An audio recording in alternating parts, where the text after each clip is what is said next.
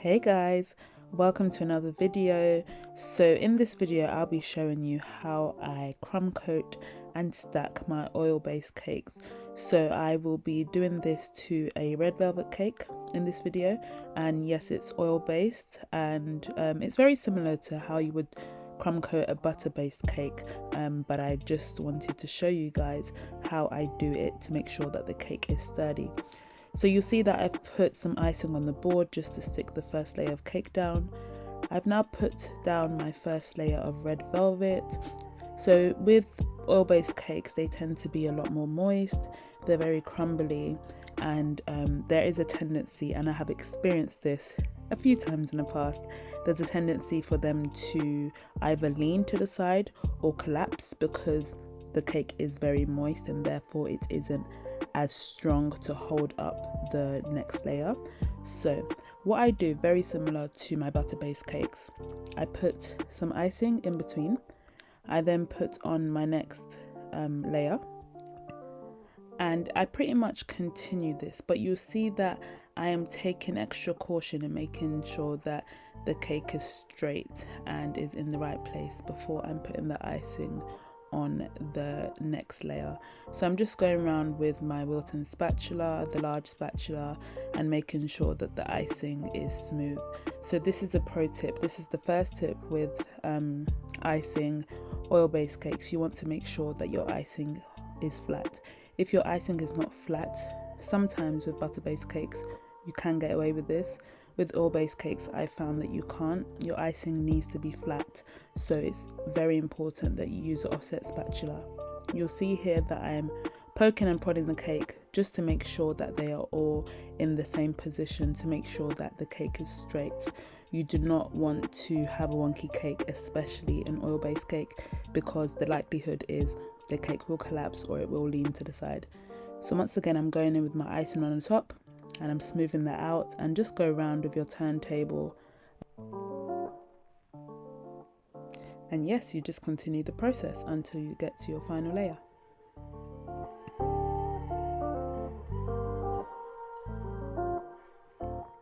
So you see here that the first thing that I'm doing is making sure that the cake is straight once again. So with every layer that I've put on, I'm making sure that the cake is straight. Instead of going in with extra icing from my bowl to do the crumb coat, I'm actually using the icing that has come out of the sides of each layer, and I'm actually using that to seal in the layers first. So I'm not putting on any extra icing more than what is there already. I'm using what's there, and I'm making sure that everything is sealed in between the layers. So once I've done this, I will then pop this in the fridge and allow it to harden before I put on my crumb coat.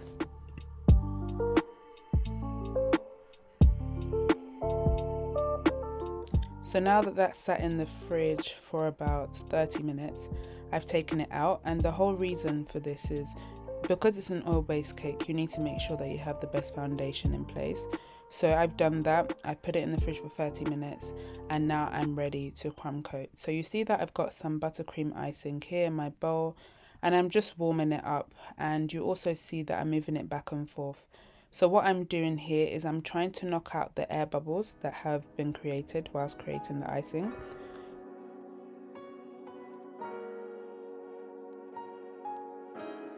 Once I'm happy with that, I now take my icing, I put it on the cake as normal, and I crumb coat my cake as normal. I will pay a bit more attention, and you'll see that I am a bit more light-handed, in the sense that you can't be as firm with a oil-based cake like you can be with a butter-based cake, because they are very delicate and very moist. So I'm just putting on my icing around the cake, making sure that there is no visible part of the naked cake.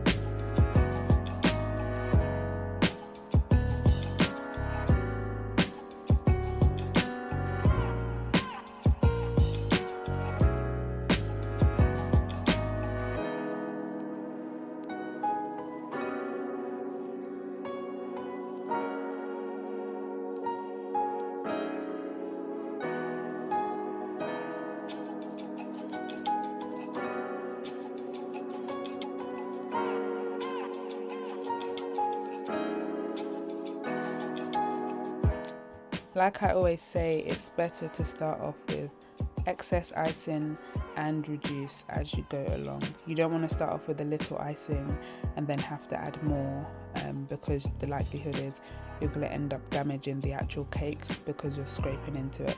So you start off with as much icing as you need. Of course, this is way too much. This is almost double what I need. But by the time that I go in with my scraper, a lot of it will fall off and I will have that lovely crumb coat that I'm after.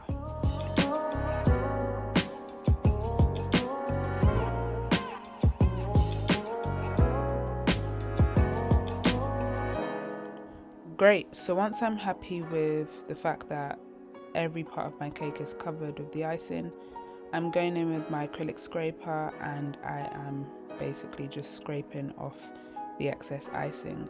So I'm not actually pushing into the cake, I'm holding the scraper at 90-degree angle and I am smoothing out the cake and the excess icing is coming off. And I will basically do this until I'm happy with my crumb coat.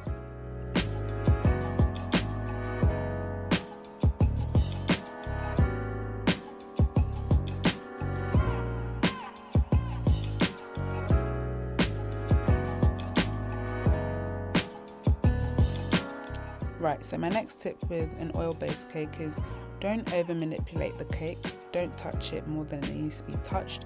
You'll see here I'm not pushing into the cake, I'm literally just scraping off the icing as we go along.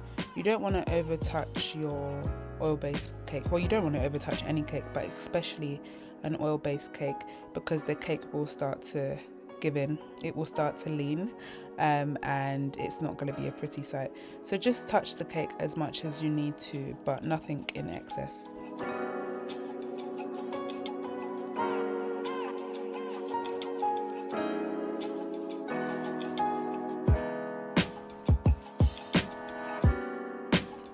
So once I'm happy that I've scraped off as much of the icing as possible, I will now go in and fill in any dips in the icing that did not get smoothed out. And I'm just going in with my spatula, putting it along the bottom edge, making sure that any of the obvious dips that would affect the last crumb coat, or the last layer of icing rather, is filled in. And I'm just filling out any little holes, and I will go back in with my scraper.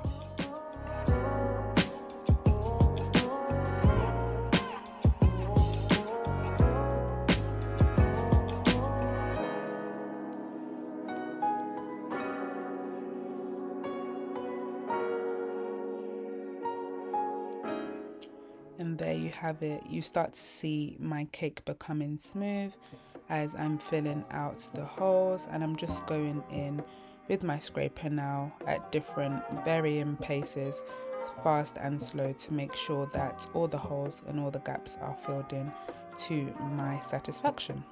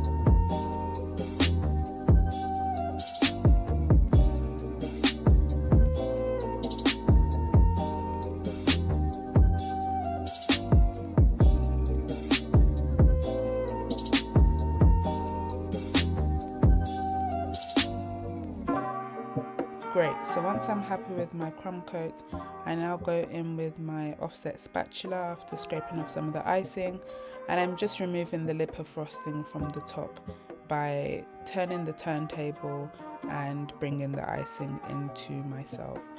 Sometimes I don't do this depending on the design of the cake, but this cake was going to have a second coating or layer of frosting, so I decided to take off the lip of icing.